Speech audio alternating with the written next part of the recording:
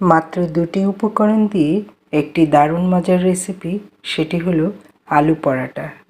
আলু আর ময়দা একসঙ্গে মিক্সড করে কিভাবে এই পরাটাটা তৈরি করা যায় সেই রেসিপিটি আজ আপনাদের সাথে শেয়ার করব। ভিউয়ার্স, আশা করি রেসিপিটি আপনাদের কাছে ভালো লাগবে। আর এই আলু পরাটা খেতে কিন্তু আমরা সবাই পছন্দ করি। চলুন ভিউয়ার্স, দেখে নেওয়া যাক। এখানে আমি 4টি আলু নিয়েছি, সেদ্ধ করা আলু। এটিকে মেশ করে নিলাম। এর মধ্যে আমি পেঁয়াজ কুচি, কাঁচামরিচ কুচি, ধনিয়া পাতা কুচি দিয়ে দিলাম। আর দিয়ে দিব কিছু মশলা, স্বাদ মতো লবণ, একটু হলুদের গুঁড়ো, মরিচের গুঁড়ো, জিরের গুঁড়ো, এমনকি গরম মশলার গুঁড়ো দিয়ে ভালো করে মিক্সড করে পাশে রেখে দিলাম। এবার নিয়ে নিলাম 2 কাপ ময়দা। এতে দিয়ে দিলাম লবণ সামান্য পরিমাণে আর রান্না করা তেল। আর অল্প অল্প পানি দিয়ে আমি একটি ডো তৈরি করে নেব। এটি আমি ভালো করে তেলের সঙ্গে মিক্সড করে নিলাম। নিয়ে আমি অল্প অল্প পানি দিয়ে এইভাবে একটি ডো বানিয়ে ঢেকে রেখে দিলাম। 10-15 মিনিট পর আমি ডোটাকে ভালো করে একটি চপিং বোর্ডে ফেলে মথে নিচ্ছি। আর কয়েকটি লেচি কেটে নিলাম। এবার ছোট ছোট সাইজে আমি রুটি বেলে নেব।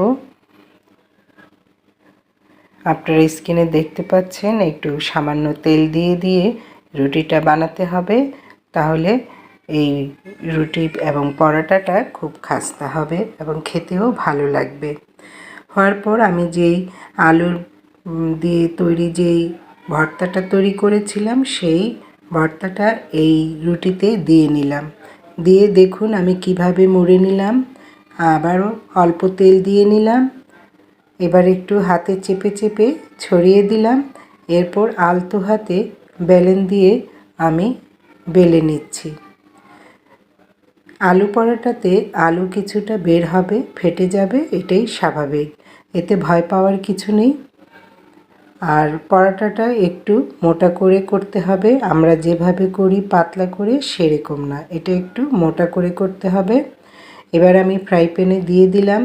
গরম হওয়ার পর সামান্য তেল দিয়ে দিলাম চারিদিকে ঘুরিয়ে। আর এভাবে আমি পরোটাটা ভেজে নেব। দেখবেন এই পরোটাটা ভাজতে ভাজতে কতটা ফুলে আসে। চুলার আঁচটা মিডিয়াম হিটে রাখা আছে। এবার খুরচুনি দিয়ে চেপে চেপে আমি এটি ভেজে নিচ্ছি। আপনারা যদি তেলের পরিমাণ বাড়িয়ে খেতে চান তাহলে আরও বেশি তেল দিতে পারেন, ঘি বাটারও দিতে পারেন।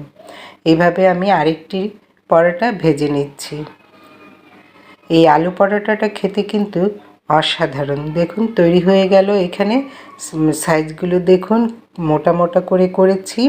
ভিউয়ার্স, ভিডিওটি ভালো লাগলে পেজটি ফলো দিয়ে লাইক কমেন্ট করে দিবেন।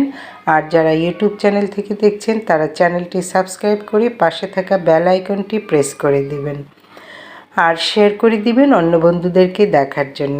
আলু পরোটা রেডি। এটি মাংস কিংবা কাবাব কিংবা চিকেন দিয়ে খেতে কিন্তু অসাধারণ। আজ আমি ঘরেই কাবাব তৈরি করেছি, সেটি দিয়ে পরিবেশন করলাম। আজ তাহলে এ পর্যন্তই। আসসালামু আলাইকুম, আল্লাহ হাফেজ।